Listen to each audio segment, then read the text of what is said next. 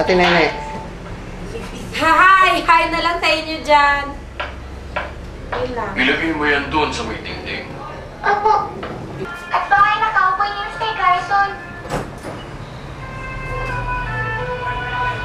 Ito naman po ang kakawayan ng maple. Papasok doon ay may makikita kang sapa. Ang tubig po sa sapa rin ay masarap. Yun po may... Ano sabihin ko kayo na eh? Kumusta? Basta, si Talusi, si Kawini, Naalala mo na nauuhaw ako. si Nene. Ipagdadala ko po.